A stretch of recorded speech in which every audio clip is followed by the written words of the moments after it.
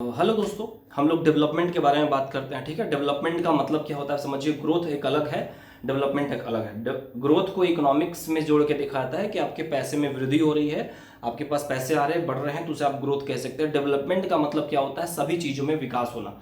ठीक है, आपका एजुकेशन हो रहा है, आपका लिविंग स्टैंडर्ड हो रहा है, आपके बात करने के तरीके, आपका रहन सहन, आप 4 व्हीलर अफोर्ड कर पा रहे हो, आप अच्छा भोजन ले रहे हो। ठीक है, आप अच्छा जगह पे घूमने जा पा रहे हो। आप मनाली का ट्रिप है तो उसके लिए आपको पैसे के लिए सोचना नहीं पड़ रहा है, कहीं जा रहे हो तो उसके लिए फ्यूल के लिए सोचना नहीं पड़ रहा है।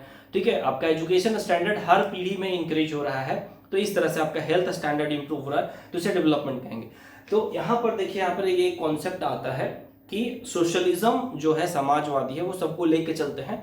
ठीक है, आम आदमी वो मानते हैं सब आम आदमी का है। आम आदमी मतलब कि सब सरकार के पास ज्यादा चीजें रहेंगी तो क्या होता है कि प्राइवेट कंपनी उसको हथिया नहीं पाएंगी।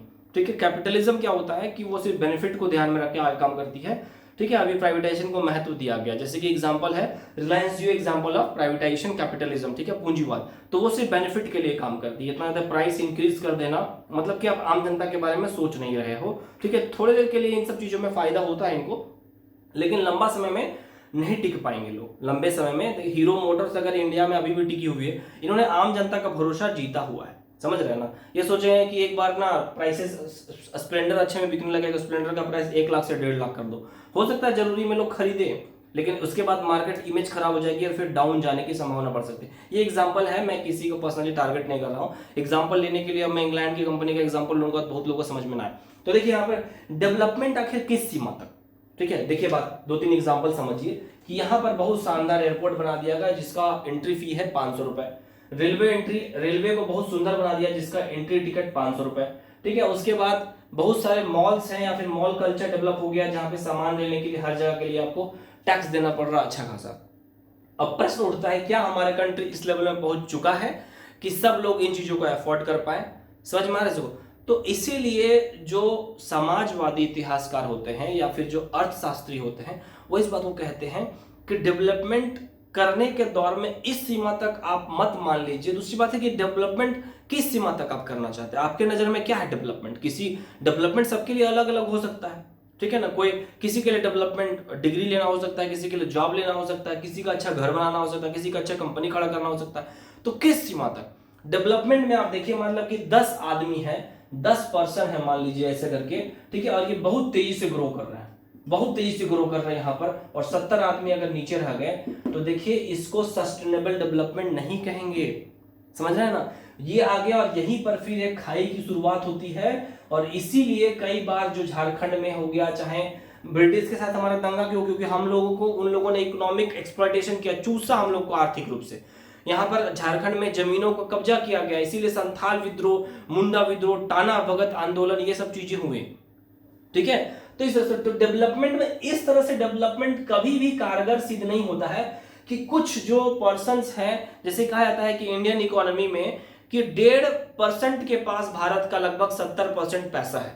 ठीक है, मान लीजिए 40 से 50% ही, 50% ही है, तो क्या 50% के जो पैसा है इंडिया का, वो मात्र 1.5% या 2% लोगों के पास है। किसी भी एंगल से सस्टेनेबल डेवलपमेंट का एग्जाम्पल है। वो एक यहां पर एक ऑल्टो में चलने के सर्वाइव कर रहा है, वहां रोल्स रॉयस में कोई एंजॉय कर रहा है। ठीक है, तो ठीक है, आपने उस घर में जन्म लिया, आपका एजुकेशन स्टैंडर्ड वो रहा, आप हो गए इस तरह से चीजें।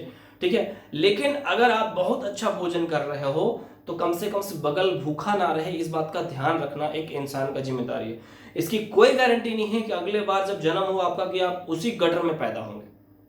ठीक है, तो इसीलिए मैं कई बार टॉपिक को उठाता हूं, डेवलपमेंट इस सीमा तक ना किया जाए कि हर जगह बिल्डिंग से बिल्डिंग दिखे, उसमें से मात्र 100 लोग रहे और 1000 लोग नालियों के किनारे में कूड़े करकट में रह रहे हैं। वो डेवलपमेंट नहीं है सर। और फिर क्या करेंगे ये 100, क्या करेंगे, जांच मिला में इसमें फिर जाके कब्जा करेंगे। समय बदलता है, इतिहास गवाह है। शेयर मार्केट सबसे अच्छा एग्जांपल है। जो चीजें ऊपर जाती है वो नीचे आएंगी ही आएंगी, और जो नीचे है अगर उन्होंने अच्छा काम किया है तो वो ऊपर जाते ही जाते हैं। ठीक है, ये शेयर मार्केट का बहुत सिंपल का नियम है।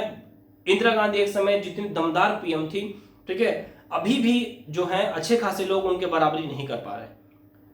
तो एक समय क्या हुआ, फिर इंदिरा गांधी ने इमरजेंसी लगाई तो उनका क्या हुआ, पॉपुलैरिटी गिरा, गलती की तो हर कोई। इस बार भी मोदी जी ने क्या किया, मोदी जी ने कुछ थोड़ा सा एरोगेंस वाले काम किए, जबरदस्ती वाले काम किए। तो उसमें क्या हुआ, उनका जनाधार गिरा। तो इस तरह से जो होते, तो डेवलपमेंट को जबरदस्ती थोपना नहीं है, ठीक है। सबको आप लेके नहीं चल सकते, ये जरूरी है, लेकिन मैक्सिमम को लेके चलना जरूरी है, ठीक है। अगर एक बात बताइए, एक कोई कंपनी बहुत बड़ी है, अरबों में खेल रही है और बाकी अगल बगल गरीब है, क्या वो आम जनता ना रहे तो वो क्या वो कंपनी खड़ा कर पाएगा?